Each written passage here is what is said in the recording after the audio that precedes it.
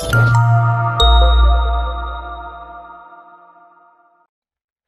everyone and welcome to our मेरो school platform. हामी soil mechanics को च्याप्टर 2 पढिरहेका छौं। च्याप्टर 2 मा हामीले थुप्रै ल्याब टेस्टहरु पढेका छौं र ती ल्याब टेस्टहरुसँग रिलेटेड न्यूमेरिकल्सहरु हामी सल्भ गरिरहेका छौं।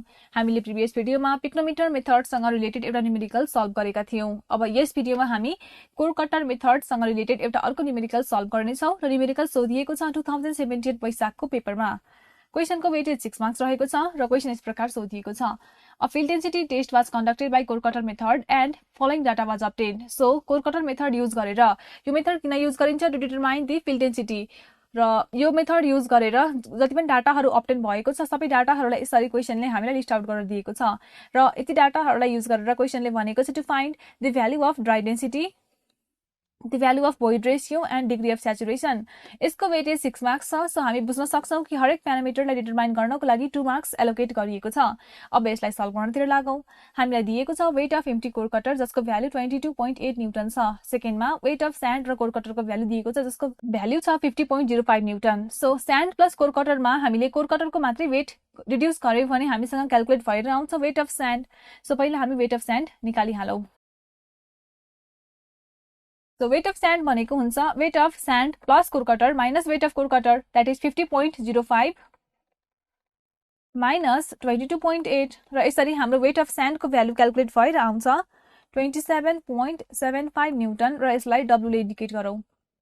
देन हामीलाई भन्यो inside diameter of core cutter 90 mm, height of core cutter 180 mm। हामीलाई थाहा छ कोर कटर सिलिन्ड्रिकल शेपको हुन्छ र यसको भित्र कति स्यान्ड फिल हुन सक्छ यो कुरा हामी इनसाइड डायमिटर र हाइट युज गरेर जुन भोल्युम क्याल्कुलेट भएको हुन्छ कोर कटरको त्यहाँबाट अब्टेन गर्न सक्छौं।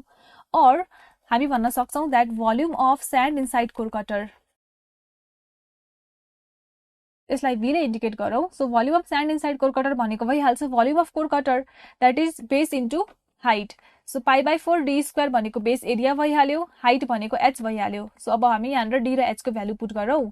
सो π/4 इन्टु d, डायमिटर हामीलाई क्वेशनले दियो 90 millimetre. So 90 divided by 1000 metre भइहाल्यो स्क्वायर।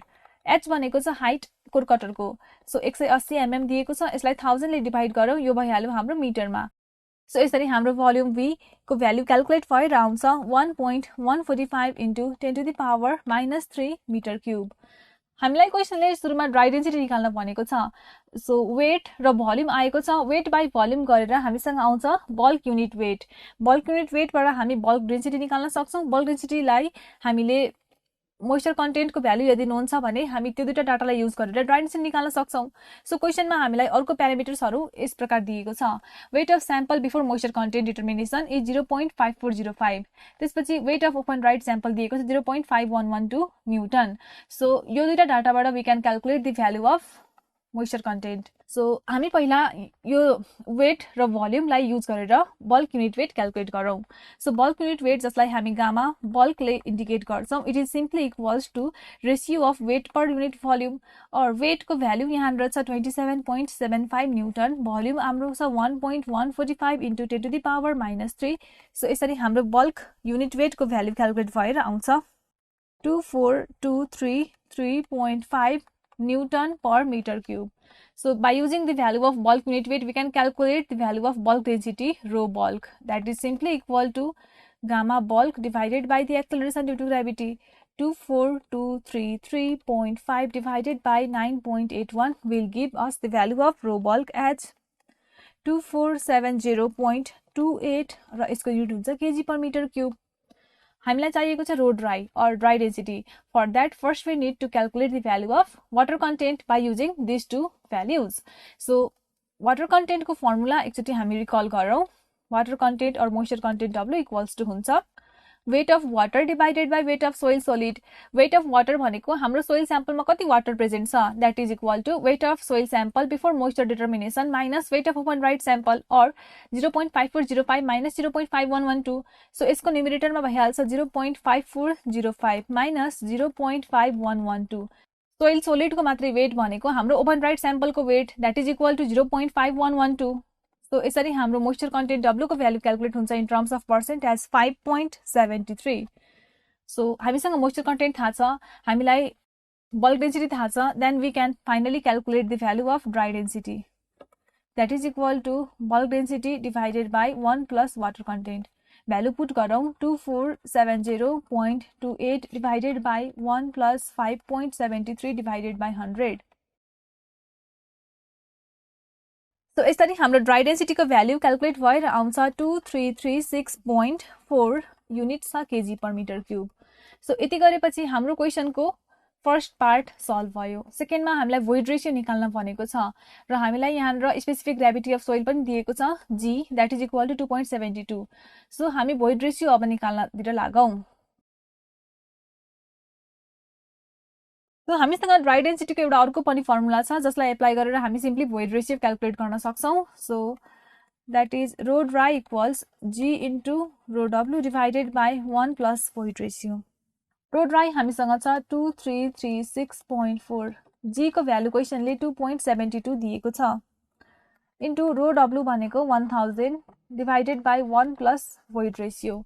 यो इक्वेशनबाट हामी भन्न सक्छौं that E is equal to 2.72 into 1000 divided by 2336.4 minus 1 or void ratio will be equal to 0.164. So यसरी हाम्रो void ratio को भ्यालु क्याल्कुलेट भएर आउँछ 0.164 र यो भ्यालु क्याल्कुलेट गरेपछि हाम्रो क्वेशनको जुन सेकेन्ड पार्ट छ यो पनि सल्भ भएको छ.